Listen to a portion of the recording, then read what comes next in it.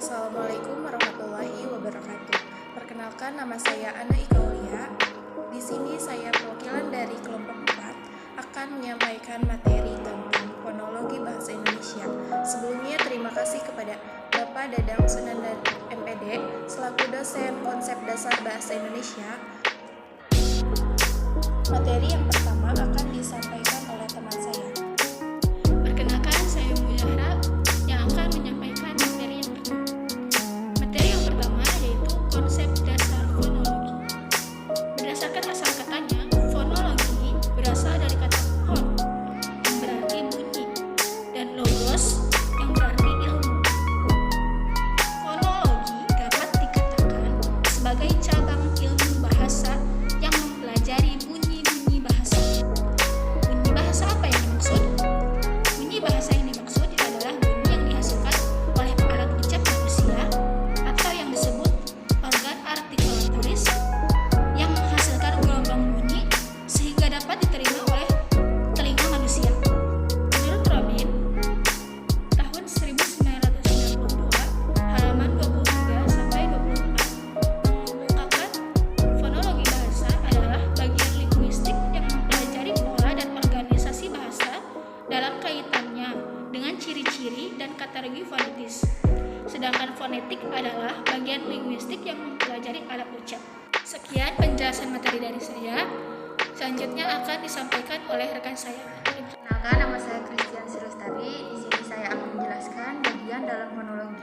Fonologi dibagi menjadi dua, yaitu fonetik dan fonemik. Fonetik adalah cabang fonologi yang mempelajari bunyi bahasa secara umum, apa adanya tanpa memperhatikan fungsi bunyi bahasa itu.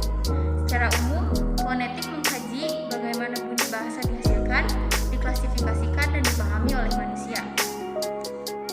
Fonetik dapat dibedakan menjadi tiga jenis, yaitu fonetik artikulatoris adalah fonetik yang mempelajari bagaimana mekanisme alat-alat ucap manusia dapat menghasilkan bunyi bahasa serta pengklasifikasian bahasa berdasarkan artikulasinya. Jenis ini biasanya menjadi kajian para linguis, terutama dalam hal mengkaji bagaimana menuturkan bunyi bahasa secara tepat berdasarkan cara dan bentuk artikulasinya. Kemudian yang kedua yaitu fonetik akustis.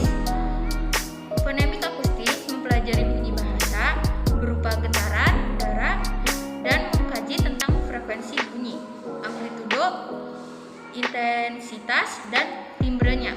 Kajian ini bersifat fisik sehingga biasanya banyak dikaji oleh para ahli fisika. Kajian terhadap fonetik akustis ini akan melandasi ditemukannya pola-pola wicara seseorang, pola-pola standar pelafalan sebuah bahasa, dan pola-pola bunyi atau suara lainnya. Yang kedua adalah fonemik. Fonemik yaitu ilmu yang mengkaji dan menganalisis kajian bunyi bahasa sebagai pembeda makna. Bunyi bahasa yang diucapkan oleh manusia akan memiliki pembeda makna pada setiap bunyi bahasanya.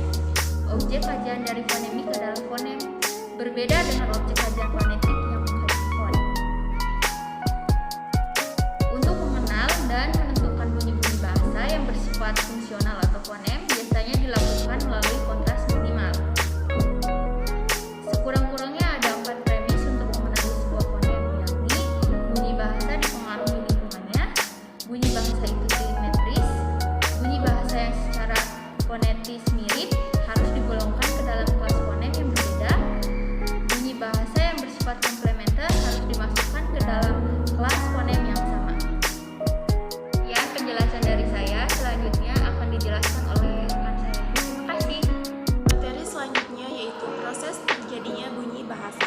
Proses terjadinya bunyi bahasa adalah adanya udara dari paru-paru dan diembuskan keluar bersama-sama waktu sedang bernafas. Udara yang diembuskan atau diisap untuk sebagian kecil, bunyi bahasa itu kemudian mendapatkan hambatan di berbagai tempat alat bicara dengan berbagai cara sehingga terjadilah bunyi-bunyi bahasa. Proses terjadinya bunyi menurut Marsono, yaitu yang pertama ada proses mengalirnya udara. Ada udara yang mengalir masuk dan keluar dari paru-paru. Udara keluar dari paru-paru sebagian dimanfaatkan dalam menghasilkan bunyi bahasa. Yang kedua ada proses oronasan. Proses keluarnya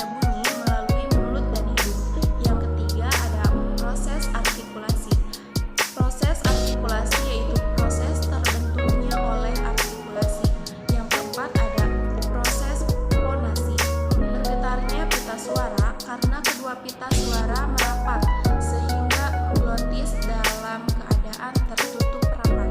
Proses ini menghasilkan bunyi bahasa suara.